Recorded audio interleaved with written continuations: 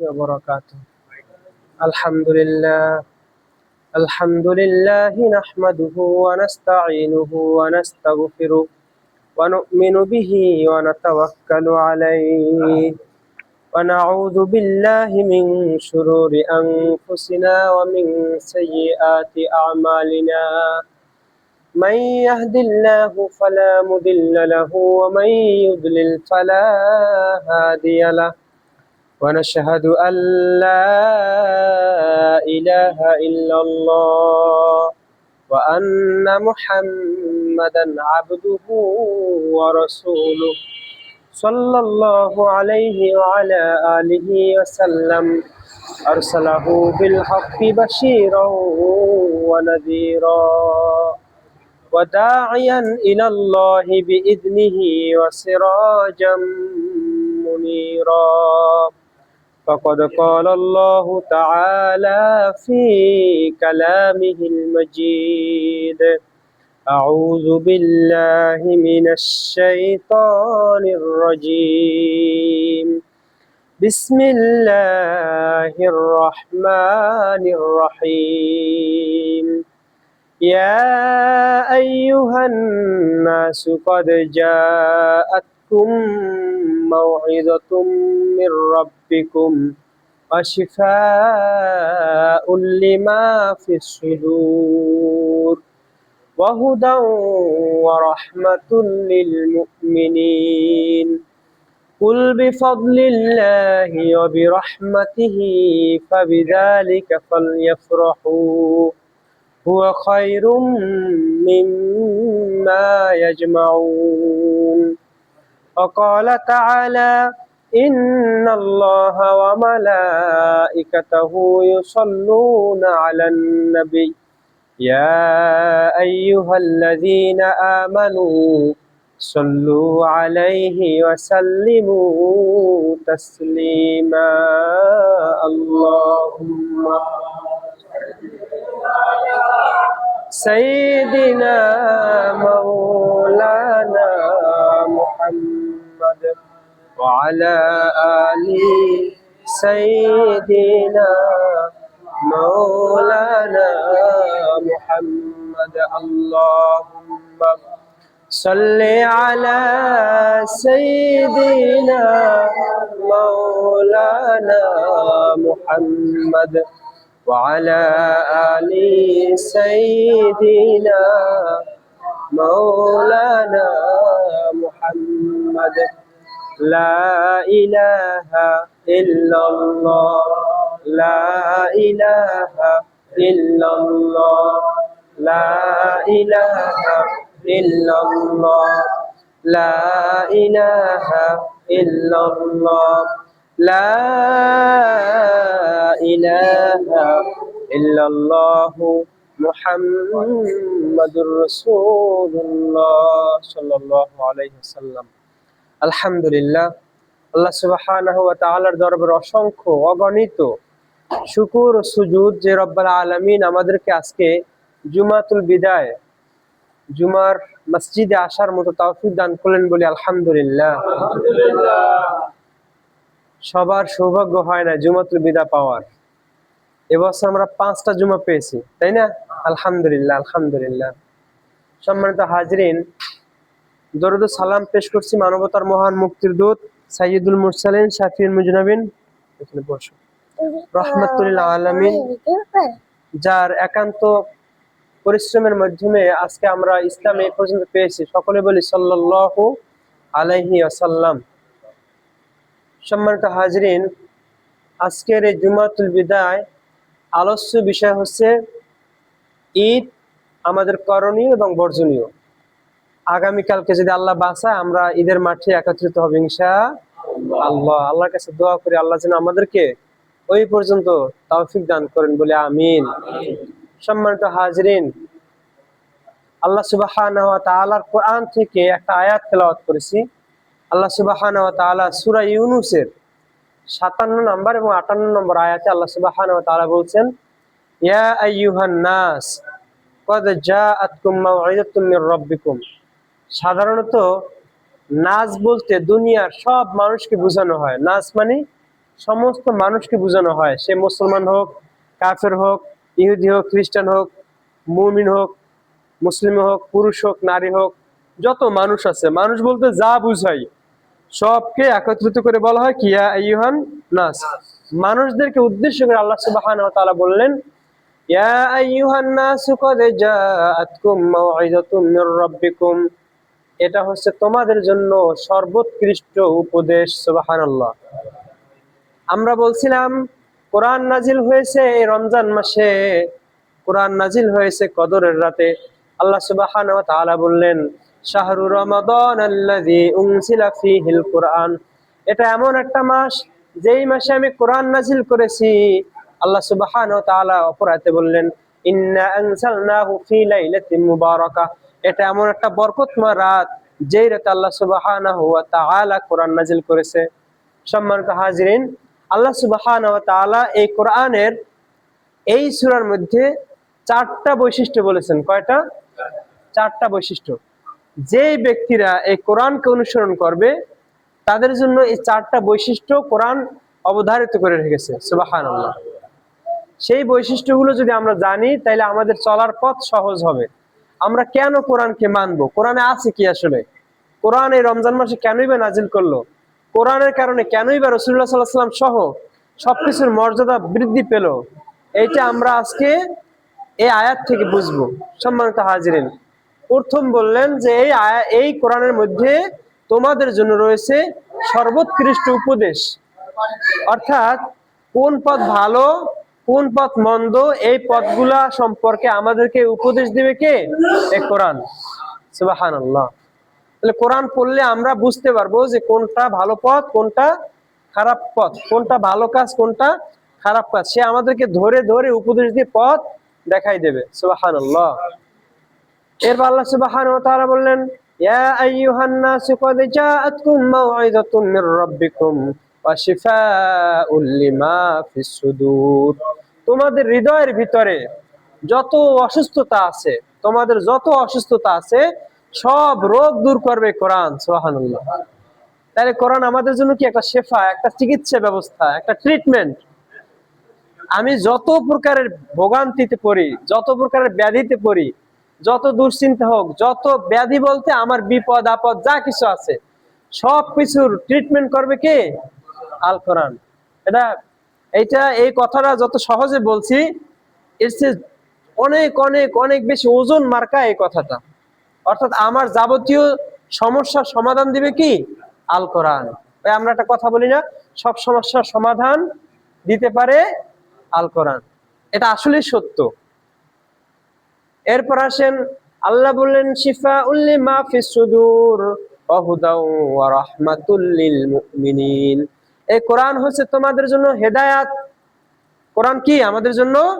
হেদায়েত। হুদান মানে পথ প্রদর্শক। আল্লাহ সূরা বাকারার শুরুতে বললেন আলিফ লাম মিম যালিকাল কিতাবু লা রাইবা ফীহি হুদাল লিল মুত্তাকিন, এই কোরআন এমন একটা কোরআন যে কোরআনের মধ্যে কোনো ভুল নাই, কোনো ভুলের অবকাশ নাই, কোনো সন্দেহ নাই, সন্দেহের অবকাশ মাত্র নাই। এবং এই কোরআনের মধ্যে রয়েছে হুদাল লিল মুত্তাকিন, মুত্তাকি যারা, আল্লাহ ভীরু যারা, আল্লাহকে যারা ভয় করে দুনিয়ায় জীবন যাপন করে তাদের জন্য এই কোরআন পথ প্রদর্শক। সুবহানাল্লাহ। তাহলে আমরা পেলাম কি? এই কোরআন মুত্তাকিদের জন্য পথ প্রদর্শক। এখন মুত্তাকি হওয়ার জন্য আমাদেরকে আবার আল্লাহ একটা সুযোগ দিলেন। আল্লাহ বললেন এই রমজান মাস এই এমন একটা মাস যে মাস তোমাদেরকে মুত্তাকি হওয়ার জন্য লাআল্লাকুম তাত্তাকুন, যাতে তোমরা মুত্তাকি হতে পারো এই জন্য তোমাদের উপরে রমজান মাস ফরজ করা হলো। সুবহানাল্লাহ। তার মানে যদি আমরা হেদায়েত পেতে চাই, পথ পেতে চাই, আল্লাহর পথ পেতে চাই, সেই পথ দেখাইবে কে? কোরআন। সুবহানাল্লাহ। কোরআন কাদেরকে পথ দেখাইবে? যারা মুত্তাকি হবে, যারা আল্লাহকে ভয় পাবে। আল্লাহকে ভয় ছাড়া এই কোরআন সবাইকে পথ দেখায় না। একই কোরআন মানুষকে জাহান্নামে নেয়, আবার একই কোরআন মানুষকে জান্নাতে নেবে। জাহান্নামে কাদেরকে নেবে সে কথা আমি পরে বলবো, আগে আমরা জানি যে জান্নাতে কাদেরকে নেবে। তাহলে মুত্তাকি হতে পারলে একমাত্র কোরআন আমাদেরকে জান্নাতের দিকে নিয়ে যাবে। সম্মানিত হাজিরিন, জান্নাতে কেন যাব? আসলে কালকে আমি এই যে সূরা ওয়াকিয়ার কিছু আয়াত তেলাওয়াত করছিলাম, মনে আছে আপনাদের? ইদা ওয়াকাতিল ওয়াকিয়া, এইখান থেকে শুরু করে একদম অনেকখানি তেলাওয়াত করছিলাম। ওখানে আমি বলছিলাম ওয়াহুরুন আইন কামসালিল লুলুইল মাকনুন জাযাআম বিমা কানু ইয়ামালুন। আল্লাহ বলছেন চক্ষু শীতলকারী হুর তোমাদেরকে দান করবে। ওয়াহুরুন আইন কামসালিল লুলুইল মাকনুন, মনে হয় কি মুক্তা খচিত এক একটা, মানে তাদের মর্যাদা, মানে তাদের চেহারা সুরত এমন সুন্দর। কামসালিল লুলুইল মাকনুন জাযাআম বিমা কানু ইয়ামালুন, জান্নাত এমন একটা জায়গা যে জায়গায় তোমরা যা কিছু নিয়ামত পাবে তা অকল্পনীয়। তুমি যা কল্পনাও করতে পারো না, তোমার কল্পনা সীমাবদ্ধ, কিন্তু আল্লাহর নিয়ামত সীমাহীন। সুবহানাল্লাহ। মানে আমি যা কল্পনা করব না তার চেয়ে বেশি কিছু পাবো। আমার কল্পনা কত দূরই আর হতে পারে মানুষ হিসেবে। একটা একটা হিসাব উদাহরণ দেই। আল্লাহ বলছেন যে দুনিয়ার 10টা জান্নাত, যে ছোট্ট জান্নাতটা পাবে তাও এই দুনিয়ার সমান 10টা জান্নাত পাবে। সুবহানাল্লাহ। আচ্ছা 10টা জান্নাত কেমনে দেবে আল্লাহ? এত জায়গা পাইবে কই? প্রশ্ন থাকে না? এত জায়গায় কেমনে আল্লাহ, এটা অসম্ভব কিছু। সম্মানিত হাজিরিন, যারা পৃথিবীর মানচিত্র সম্পর্কে আমাদের ধারণা আছে তারা দেখতে পাবো যে পৃথিবীটা এটা একটা, মানে ছোট্ট একটা বিষয়। আল্লাহর যে যত সৃষ্টি আছে, আমরা বলি না আলহামদুলিল্লাহি রাব্বিল আলামিন। রব্বিল আলামিন মানে সমস্ত জগতের মালিক, শুধু পৃথিবী না। এরকম পৃথিবীর চেয়ে হাজার হাজার কোটি কোটি গুণ বড় আল্লাহর এই সৃষ্টি জগতে জগৎ আছে। সব জগতের যিনি মালিক তার প্রশংসা আমরা করি, বলি আলহামদুলিল্লাহি রাব্বিল আলামিন। আমরা কিন্তু শুধু পৃথিবীর মালিকের ইবাদত করি না, পৃথিবীর মালিকের প্রশংসা করি না। বুঝাইতে পারছি? তাহলে পৃথিবীটা কি একেবারে ছোট্ট, গৌণ। আপনি যদি পুরো গ্যালাক্সি, উপগ্রহ, গ্রহ এগুলো দেখেন, এগুলোর ম্যাপ জানি আমরা। এই যে সূর্যটা, সূর্যই তো পৃথিবী থেকে 13 লক্ষ গুণ বড়। বুঝেন কিছু? 13 লক্ষ গুণ বড়। তাহলে আল্লাহর একটা জান্নাত যদি 10টা পৃথিবীর সমান হয়, এটা কি অসম্ভব কিছু? তাহলে আমি কল্পনা করতে পারবো এটা? সুবহানাল্লাহ। এই জন্য আল্লাহ বলছেন যে বান্দা যা জানে না, যা কল্পনাও করতে পারে না, তার চেয়েও বেশি আমি তাকে দিব। সুবহানাল্লাহ। এই জন্য আমাদেরকে জান্নাতে যেতে হবে। আর যদি জাহান্নামে যায়, সম্মানিত হাজিরিন, একটা সাপ আমাকে দংশন করলে 1000 বছর আমাকে দংশনের যন্ত্রণা সহ্য করতে হবে। আমি একটা সবল খাওয়ার পর আল্লাহকে আমি জিজ্ঞেস করবো, ফেরেশতাকে, ওই যে জাহান্নামের যে দারোয়ান থাকবে ওকে আমি জিজ্ঞেস করবো যে হে ফেরেশতা, আল্লাহকে একটু জিজ্ঞাও তো এখান থেকে আমি কখন মুক্তি পাবো। সম্মানিত হাজিরিন, একটু ভালো করে শোনেন। একটা খাওয়ার পরে আল্লাহকে আমি জিজ্ঞেস করতে বলবো ফেরেশতার মাধ্যমে যে তুমি একটু জিজ্ঞাও আল্লাহকে যে আমি এখান থেকে কখন মুক্তি পাবো। আল্লাহ 1000 বছর পরে আমাকে আনসার দিবে, তোমার জন্য কোনো জান্নাত বা এখান থেকে বের হওয়ার সুযোগ নাই, তুমি এই পরিণতি ভোগ করতে থাকো। নাউজুবিল্লাহি মিন যালিক। সেখানে কি শুধু সাপ আছে? সেখানে আছে আপনার যন্ত্রণাদায়ক পোকামাকড় কামড়াতে থাকবে। আর জাহান্নামের এমন আগুন, হাজার হাজার হাজার হাজার বছর ধরে আপনারা এই আগুনটাকে তাপমাত্রা তাপ দেওয়া হয়েছে। তাপ দিতে দিতে কালো, লাল, হলুদ এরকম একেবারে বিভিন্ন রঙের করা হয়েছে। মানে এমন যন্ত্রণা, ওখানে আপনি দুনিয়ার আগুনের কাছেই তো আমরা যেতে পারি না। আর ওই আগুন তো অনেক ভয়াবহ। সম্মানিত হাজরিন, এই জন্য ওইখান থেকে মুক্তি পেয়ে আমাদেরকে জান্নাতে যেতে হবে। আর জান্নাতে যেতে হলে আমাদেরকে কোরআন মানতে হবে।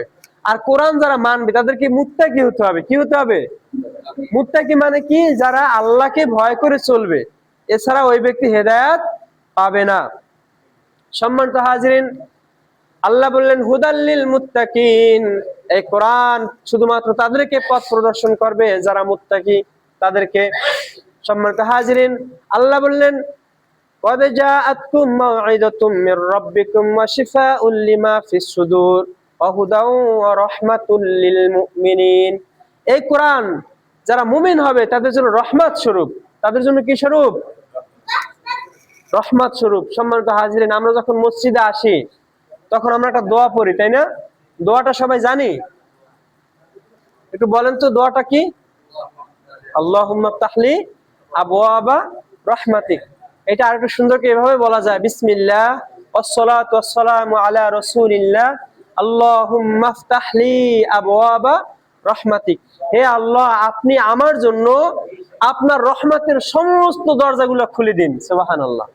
এই মসজিদে যখন ঢুকি তখন আমরা প্রথমে কি বলি? আপনি আমার জন্য আপনার সমস্ত রহমতের দরজাগুলো খুলে দিন। কেন বলি? কারণ বান্দার জীবনে রহমত অত্যাবশ্যক। বান্দার জীবনে যেমন রুহুটার জরুরত আছে, প্রাণের জরুরত আছে, যেমন রক্তের জরুরত আছে, তেমনি রহমতেরও এর চেয়ে বেশি জরুরত আছে। কেমন একটু বলি, যদি আপনার হঠাৎ করে এই যে ভিতরে যে শিরা উপশিরা আছে না, শিরার উপর আবার উপশিরা আছে না, সাধারণ একটা যদি উপশিরা বন্ধ হয়ে যায়, তাহলে আপনার কি এই অসুস্থতার শরীরটা অচল হয়ে যাবে। এই যে একটা উপশিরা যদি আপনার নষ্ট করে দেয় আল্লাহ, সেই উপশিরা সারানোর মতো পুরো পৃথিবীর ডাক্তাররা মিললেও পারবে না। তাহলে এটা কি আপনার জন্য একটা রহমত? বুঝতে পারছি? রহমতটার অনেক ব্যাখ্যা, একটা ব্যাখ্যা দিলাম শুধু। আপনার চোখের ভিতরে যে কর্নিয়া গুলো আছে, এই কর্নিয়া গুলো যদি নষ্ট হয়ে যায়, মানুষ চোখে দেখে, এটা কি আল্লাহর রহমত? এগুলো বাদ দেই, আপনার বিবেকটা যে সুস্থ আছে, আপনি যে আমাকে দেখতে পাচ্ছেন, আপনি বুঝতে পারছেন কথাগুলো, শুধু দেখার মধ্যে তো হয় না, বোঝাও তো লাগে, তাই না? এই যে বুঝ শক্তি, আপনার ভালো এবং মন্দ যে বোঝেন, আল্লাহ যদি চায় যে আপনি এটা বুঝবেন না, আপনি রাস্তা পাগল হবেন, অসম্ভব কিছু। এই যে আপনাকে পাগল না বানায়, আপনাকে সুস্থ সবল মস্তিষ্কের অধিকারী রাখলো, এটা আপনার জন্য আল্লাহর রহমত। বুঝতে পারছি?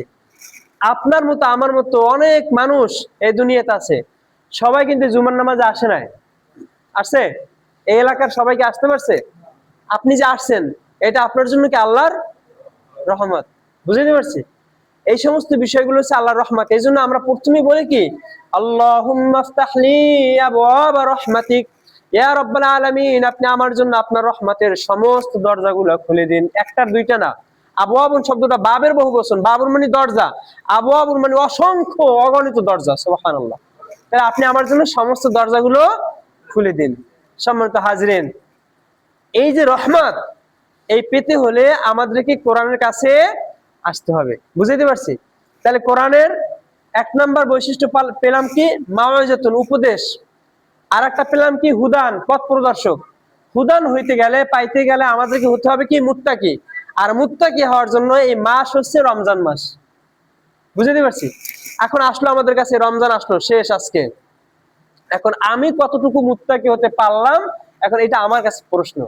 যদি মুত্তাকি হতে না পারি, তাহলে আমি এই রহমত থেকে বঞ্চিত হব, আমি হুদান থেকে বঞ্চিত হব, আমি আল্লাহর ভালোবাসা থেকে বঞ্চিত হব। এবার আসেন, আল্লাহ বললেন, কুল বিফাদলিল্লাহি ওয়া বিরহমাতিহি ফাবিযালিকা ফালইফরাহু হুয়া খায়রুম মিম্মা ইয়াজমাউন। হে নবী, আপনি বলে দিন, আল্লাহ আপনাকে রহমত এবং ফজল দিয়া এই দুনিয়াতে পাঠাইছে, অর্থাৎ কোরআন দিয়ে পাঠাইছে। ফজল মানে কোরআন। এই ফজল পেতে হলে, অনুগ্রহ পেতে হলে আমাদেরকে কোরআনের কাছে আসতে হবে। আচ্ছা বলেন তো, মসজিদ থেকে যখন আমরা বের হয়ে যাই, বের হওয়ার সময় আমরা পড়ি কি, আল্লাহুম্মা ইন্নী আসআলুকা মিন ফাদলিক। একটু বলেন সবাই, আল্লাহুম্মা ইন্নী আসআলুকা মিন ফাদলিক। হে আল্লাহ, আমি আপনার কাছে ফজল ভিক্ষা চাই, ফজল ভিক্ষা চাই। ফজলটা কি তাইলে? ফজলটা হচ্ছে অনুগ্রহ, অনুকম্পা, ভালোবাসা, সম্পদ, রিজিক, এই সমস্ত সব বিষয়গুলা আপনার ফজলের মধ্যে ইনক্লুডেড। বুঝাইতে পারছি? তাহলে আপনার জীবন চলার জন্য, স্বাভাবিকভাবে একটা ব্যক্তি জীবন চলার জন্য আপনাকে দুইটা জিনিস একেবারেই জরুরি। একটা হচ্ছে রহমত, একটা কি, আর একটা হচ্ছে ফজল। একটা হচ্ছে রহমত, আর একটা হচ্ছে ফজল। এই দুইটা পাওয়ার জন্য যেতে হবে কার কাছে? কোরআনের কাছে। আর কোরআন পাওয়ার জন্য, পড়ার জন্য, কোরআন নির্দেশনা মানার জন্য আসতে হবে কোথায়? মসজিদে। এই জন্য আল্লাহ শিখাই দিয়েছেন যে তুমি যখন মসজিদে ঢুকবা তখন বলবা আল্লাহুম্মা ফতাহলি আবওয়াবা রাহমাতিক। আবার যখন বের হবা তখন তুমি বলবা আল্লাহুম্মা ইন্নী আসআলুকা মিন ফাদলিক। মানে আপনি আল্লাহর কাছে এই দুইটা জিনিস ঢুকতে চাইবেন, বের হওয়ার সময় চাইবেন। এটা চাইতে পারলে আপনার জীবন পরিপূর্ণ। সম্মানিত হাজিরিন, এবার আসেন, আল্লাহ বললেন, কুল বিফাদলিল্লাহি ওয়া বিরহমাতিহি ফাবিযালিকা ফালইফরাহু। যাদেরকে আল্লাহ রহমত দান করে আর অনুগ্রহ দান করে, তাদেরকে বলো তারা যেন খুশি হয়ে যায়। কি হয়ে যায়? তারা বেজার থাকতে পারবে না। অনেকের চেহারা মলিন হয়ে গেছে, মনে হয় রোজা থাকিয়া দুনিয়ার ক্লান্ত হয়ে গেছে। মুমিনটা কি থাকবে? খুশি থাকবে। কি থাকবে? মুখে একটু হাসি হাসি থাকবে, মানে আনন্দ থাকবে। এই ফজল যারা পাবে, যারা অনুগ্রহ যারা পাবে, যারা মাওয়াইজাতুন পাবে, যারা হুদান পাবে, যারা মুত্তাকি হবে, যারা কোরআনের ভালোবাসা পাবে, যারা আল্লাহর তাকওয়াবান হতে পারবে, তাদের মুখের মধ্যে কি থাকবে? খুশি থাকবে, অন্তরে একটা প্রশান্তি থাকবে। ফাল ইয়াফরাহু, তাদেরকে বলো তারা যেন খুশি হয়ে যায়। সুবহানাল্লাহ। সম্মানিত হাজিরিন, ঈদ আসতেছে, আগামীকালকে ঈদ। ঈদ অর্থ দুইটা, একটা হচ্ছে আনন্দ খুশি, একটা কি আনন্দ আর একটা খুশি। বান্দার জন্য যখন সে পরিপূর্ণভাবে রোজা রাখে, যখন পরিপূর্ণভাবে সবকিছু হক আদায় করে, তখন বান্দার জন্য দুইটা খুশি থাকে। কয়টা খুশি? একটা হচ্ছে বান্দা যখন রোজার শেষে ইফতার করে, এইটা তার জন্য একটা খুশি, একটা আনন্দ। আর একটা খুশি হচ্ছে বান্দা যখন আল্লাহর কাছে সাক্ষাৎ করবে, আল্লাহ যখন তাকে সাক্ষাৎ দিবে, লিকাই রাব্বিল্লাহ, যখন আল্লাহ সুবহানাহু ওয়া তাআলা তাকে সাক্ষাৎ দিবে, এর চেয়ে বড় আনন্দ আর কোনো মানুষের জীবনে আছে? আমি একটা মানুষকে খুব পছন্দ করি, আমি একজন মানুষের খুব ফলোয়ার বা ফ্যান। এই মানুষটা আজকে এখানে আসবে, এই এলাকায় আসবেন, তো আমি কি করব? ওনাকে দেখার জন্য উদগ্রীব থাকবো, পুরা পাগল হয়ে যাব। কখন সে আসবে, কখন তার সাথে একটু মোলাকাত করব, কখন তার সাথে একটু দেখা করব, ঠিক না? যখন সেই মানুষটা আসে আর আমার দেখা হয়ে যায়, এর চেয়ে আর খুশি থাকতে পারে না। যে আল্লাহ আমাকে সৃষ্টি করলেন, ওই আল্লাহ আমার সাথে দেখা করবেন, সেটা একমাত্র এই রমজানের মাধ্যমে। যে রোজা থাকবে তার মাধ্যমে আল্লাহ আমার সাথে কি করবেন? সাক্ষাৎ করবেন, দেখা করবেন। সম্মানিত হাজিরিন, এইটা হচ্ছে বান্দার সবচেয়ে বড় খুশির বিষয়। এখন দেখবেন ঈদ আসছে, ঈদে দুই শ্রেণীর মানুষ পাবেন। এক শ্রেণীর মানুষ হচ্ছে যারা রোজা রাখছে, যারা কষ্ট করে তারাবি পড়ছে, তাহাজ্জুদ পড়ছে, নফল পড়ছে, নামাজ পড়ছে, এই শ্রেণীর একটা মানুষ, তারা ঈদ করবেন। আর এক শ্রেণীর মানুষ আছে জামা কাপড় কেনা, মার্কেট করা, এই সমস্ত ব্যস্ত কাজে তারা সময় পার করছে, খুব ব্যস্ত তারা, তাদের ঈদ আছে, অনেক বড় একটা ঈদ, গান বাজনা বাজায় তারা ঈদ উৎসব আনন্দ করবে, ঠিক না? এই দুই শ্রেণীর মানুষ, একটা হচ্ছে আল্লাহর পক্ষের মানুষ, আর একটা হচ্ছে জাহান্নামের অংশীদার মানুষ। সম্মানিত হাজিরিন, আল্লাহ বলছেন, আমি বলি না এই কথাগুলো, আল্লাহু ইয়াবসুতুর রিজকা লিমান ইয়াশা ওয়া ইয়াকদির আফারিহু বিল হায়াতিদ দুনিয়া আমাল হায়াতুদ দুনিয়া ফিল আখিরাতি ইল্লা মাতা। এক শ্রেণীর মানুষ আছে যারা দুনিয়া নিয়ে ব্যস্ত থাকে, দুনিয়া নিয়ে তারা খুশি হয়ে যায়, আর এই খুশি তাদেরকে জাহান্নামের দিকে ধাবিত করে দেয়। আর তাদেরকে বলে দাও, আমাল হায়াতুদ দুনিয়া ইল্লা মাতা, আমাল হায়াতুদ দুনিয়া ফিল আখিরাতি ইল্লা মাতা। আখিরাতের তুলনায় এই দুনিয়া একেবারেই সামান্য, কোনো মূল্য নাই আখিরাতের কাছে, এই দুনিয়ার কোনো মূল্য নাই। এটা আল্লাহ বুঝাইছে যে যারা দুনিয়া পেয়ে খুশি, যারা আনন্দে উৎসবে উল্লাস করে, তাদের জন্য আখিরাতে কিছুই থাকবে না। এখন বলেন, আমরা কোন প্রকারের ঈদ করব? মুমিনদের ঈদ নাকি ওই শ্রেণীর ঈদ যাদেরকে আল্লাহ পছন্দ করবে না? এটা আমি নিজে নিজে বুঝবো যে আমি রোজা রাখছি কিনা, হক আদায় করছি কিনা রোজার। এটা আপনি বুঝতে পারবেন। যে ব্যক্তি রোজা রয়েছে ওনার ঈদ, আর যে ব্যক্তি রোজা রাখে না, ওই যে কাপড় চোপড় নতুন নতুন জামা কাপড় পরে আসবে, ওনার ঈদ আকাশ পাতাল ডিফারেন্স আছে। বুঝাইতে পারছি? সম্মানিত হাজিরিন, ওমর রাদিয়াল্লাহু তাআলা আনহু খলিফাতুল মুসলিমিন, উনি ঈদের দিন খুতবা দেওয়া রেখে উনি কান্না শুরু করছে, কাঁদতেছে, হু হু করে বাচ্চাদের মতো কান্না করতেছে। সাহাবা কেরাম জিজ্ঞেস করলে, আমিরুল মুমিনিন, আপনি খুতবা দিবেন না, কান্না করতেছেন কেন? বলছে, আমি কান্না করতেছি এই জন্য যে রোজা, আমি এই রোজায় হক আদায় করে রোজা রাখতে পারলাম কিনা, এই রোজায় আল্লাহ আমাকে মাফ করছে কিনা, এই রোজা আমার জন্য নাজাতের দড়ি হিসেবে হবে কিনা, এই জন্য আমি কান্না করতেছি। আর আমাদের ঈদ আসি কি করতে? শুধু আনন্দ আর উল্লাস করতে। হ্যাঁ, আনন্দ উল্লাস অবশ্যই করো, সেটা শরীয়ত সম্মত উপায়। সেটা কি? শরীয়ত সম্মত উপায়। মুসলমানদের জন্য দুইটা আনন্দের দিন আছে, একটা হচ্ছে এই ঈদ উল ফিতর, আর একটা হচ্ছে ঈদ উল আজহা।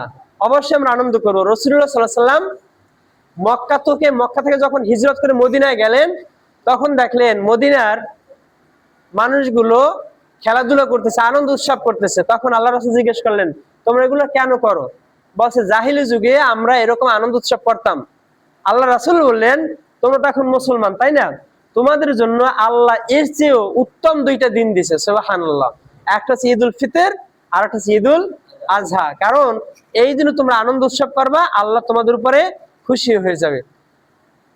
তারপরে আয়েশা সিদ্দিকা রাদিয়াল্লাহু তাআলা দেখলেন যে খেলাধুলা তিনিও যেতে চাচ্ছেন।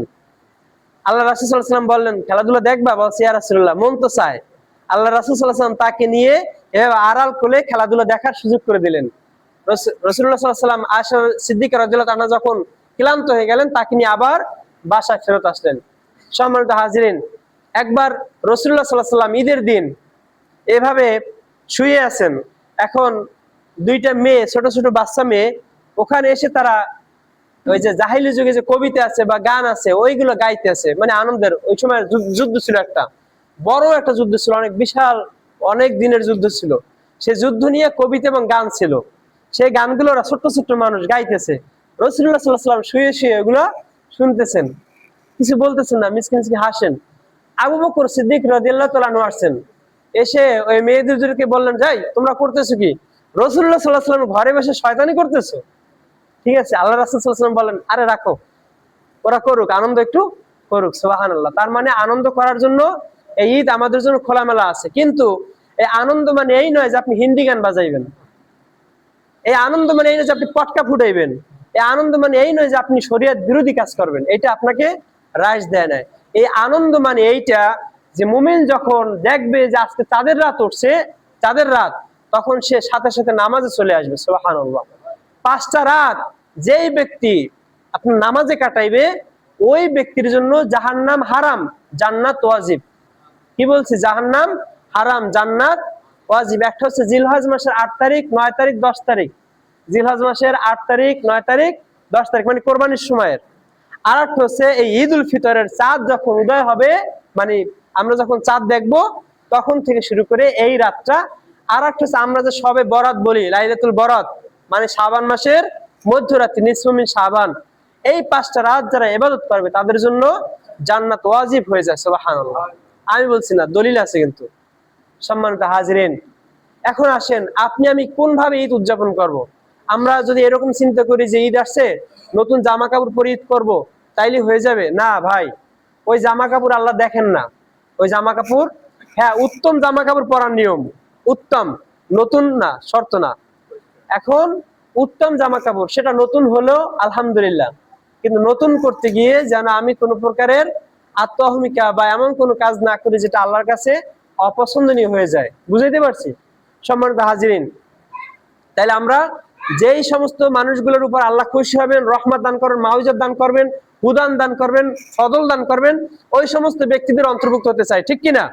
এই জন্য যখন রোজা, এই যে রোজা শেষে আজকে সন্ধ্যার সময় যে চাঁদটা আমরা দেখবো, চাঁদ দেখার পরে আমরা দোয়া পড়বো, আল্লাহুম্মা আহলিলহু আলাইনা বিল ইয়ুমনি ওয়াস সালামাতি ওয়াল ইসলামি রব্বি ওয়া রব্বুকাল্লাহ। এরকম একটা দোয়া আছে, তাই না? নতুন চাঁদ দেখলে দোয়া পড়তে হয়, আমরা না জানলে জেনে নেব, ঠিক আছে? সম্মানিত হাজিরিন, চাঁদ দেখা সুন্নাত। আমরা ছোটবেলায় দেখছি চাঁদ দেখার জন্য পাগল হয়ে যেতাম। এখন সবাই ওই সৌদির উপরে ডিপেন্ড করে, এমনকি সরকারও ডিপেন্ড করে। সরকার চিন্তা করে সৌদি আজকে যদি ঈদ হয় তাহলে আমরা কালকে ঈদ করবো। এরকম ইতিহাস দেখছি না অতীতে? এটা একদম মানে একটা ফালতু একটা সিস্টেম। আমি চেষ্টা করব নিজের চোখে দেখা, এটা একটা ভালো দিক। সম্মানিত হাজিরিন, দেখলে আমি দোয়া পড়বো, এরপরে আমি রাতটা ইবাদতে কাটাবো। 2 নাম্বার হচ্ছে ফজরের আগে আমি উঠে নামাজে আসবো। ঈদের দিন প্রথম কি কাজ আমার? ফজর নামাজ জামাতে পড়া। আমরা তো দেখবো জামাতে এক কাতার লোক হয়েছে নাকি? ঈদের ময়দানে যে লোক হয় সবাই যদি ফজরের জামাতে আসে তাইলে বুঝবে ঈদ আসলে পারফেক্ট। আর যদি দেখি ফজরে এক কাতার, ঈদে অনেক লোক, তাইলে এই ঈদ আমাদের জন্য আসলে পারফেক্ট না। কষ্ট লাগতেছে কথাগুলোই? এটা তো সত্য কথাই। যারা ফজর পড়ে না তাদের জন্য ঈদ কিসের? ঠিক আছে, ফজরের নামাজে আমরা আসবো। এরপরে আমরা ঈদের চাঁদ দেখা থেকে শুরু করে আমরা তাকবীর বলবো। বলেন আল্লাহু আকবার, আল্লাহু আকবার, লা ইলাহা ইল্লাল্লাহু আল্লাহু আকবার ওয়া লিল্লাহিল হামদ, আল্লাহু আকবার, আল্লাহু আকবার, লা ইলাহা ইল্লাল্লাহু আল্লাহু আকবার, আল্লাহু আকবার ওয়া লিল্লাহিল হামদ। পুরুষরা বলবে একটু জোরে জোরে, হালকা আওয়াজে। কিন্তু যখন আমরা ঈদগাহের দিকে আসবো, এক ডান দিক থেকে আসবো আর জোরে জোরে তাকবীর বলতে বলতে আসবো, আর বাম দিক থেকে আবার যাবো, জোরে জোরে তাকবীর বলতে বলতে যাবো। কিন্তু মহিলারা আস্তে আস্তে মনে মনে পড়বে, ঠিক আছে? মানে আস্তে আস্তে ধীরে সরে পড়বে। সম্মানিত হাজিরিন, এরপর আমরা ফজরের নামাজ পড়লাম। ফজরের নামাজের পরে আমরা পাক পবিত্র হলাম। এরপর আমরা সুগন্ধি মাখলাম। এগুলো সব সুন্নাত, যেগুলো সুন্নাত সেগুলো বলতেছে। পাক পবিত্র হয়ে আমি সুগন্ধি মাখবো আমার শরীরে। এরপর আমরা খেজুর খেয়ে তারপরে আসবো। খেজুর খাওয়া সুন্নাত। মিষ্টি দ্রব্য তার চেয়ে বেশি হয় খেজুর খাওয়াটা বেটার। বুঝতে পারছি? খেজুর না থাকলে তখন মিষ্টি জাতীয় কিছু খেয়ে তারপরে আসা। আমরা কিন্তু খাই কখন? ঈদের নামাজ পড়ি তারপরে যাই খাই, ঠিক না? সেটা খান, অসুবিধা নাই, কিন্তু কিছু মিষ্টি জাতীয় খেয়ে তারপরে ঈদগাহ আসবে, এটা সুন্নাহ। সম্মানিত হাজিরিন, ঈদের নামাজ যখন শুরু হয় তার অন্তত 1 ঘন্টা আগে আসে, এটা সুন্নাত না, এটা আমাদের দায়িত্ব। কারণ যখন হুজুর শুরু করে দিবে তখন দেখবো যে রাস্তা দিয়ে দৌড়িতে আছি, নিয়ম কারণে জানি না। হুজুর যখন তাকবীর দেয় তখন আমি আরেকদিকে তাকে একজনের ফলো করি, কারণ 1 বছর পর তো নামাজটা পড়ি, না জানার কারণে এটা হয়ে যায়। এরকম করব না আমরা। আসবো, হুজুর দেখাই দেবে, আমরা শিখবো, তারপর আমরা সুন্দরভাবে নামাজ পড়বো। বছরে 2 দিন নামাজটা পড়ি, এটা যেন সুন্দরভাবে পড়া। ঈদের নামাজ ওয়াজিব নামাজ, যাদের জন্য জুমা ফরজ তাদের জন্য ঈদ ওয়াজিব। বুঝাইতে পারছি? অতএব এই ঈদের নামাজ যেন আমরা মিস না করি। সম্মানিত হাজিরিন, এরপরে আমরা ঈদের নামাজের খুতবা শুনবো। খুতবার সময় কোনো কথাবার্তা বলবো না। খুতবা একেবারে মনোযোগ সহকারে শোনা সুন্নাত, মনোযোগ সহকারে শোনা সুন্নাত। সম্মানিত হাজিরিন, এরপরে যখন নামাজ শেষ হয়ে যাবে আমরা কোলাকুলি করব। কি করব? কোলাকুলির সিস্টেমটা এখন আছে কিনা এলাকায় জানি না, আমরা এই সিস্টেমটা করবো ইনশাআল্লাহ। এতে হয় কি, মোহাব্বত বাড়ে, ঠিক আছে? আমাদের মধ্যে যে শত্রুতা আছে, সব শত্রুতা, সব হিংসা, সব বিদ্বেষ, সব কবর দিব আজকে। এই জুমার নামাজের আগে এখনই মনে মনে এগুলো সব কি করব? কবর দেবো। অমুক ব্যক্তি আমার শত্রু না, আজকে থেকে সব বাদ। আমি আল্লাহর বান্দা, এতটুকুই আমার পরিচয়। আমি মারা গেলে আমার জন্য এসব কোনো শত্রুতা কাজে লাগবে না, বরং এটা আমার জন্য ক্ষতি হয়ে যাবে। এই জন্য আজকে থেকে আমি সিদ্ধান্ত নেবো, আমার কোনো শত্রুতা নাই, আমার কোনো কিছু নাই। ঈদ আমাকে যেটা শিক্ষা দেয়, মানবিক হওয়া, কি হওয়া? মানুষের কল্যাণ করা শিক্ষা দেয়। ঈদ আমাকে শিক্ষা দেয় আল্লাহ সন্তুষ্টি অর্জন করার পথ। সম্মানিত হাজিরিন, এই কাজগুলো আমরা করবো ইনশাআল্লাহ। আল্লাহ আমাদেরকে তাওফিক দান করুক। আসসালামু আলাইকুম ওয়া রাহমাতুল্লাহি ওয়া বারাকাতুহু।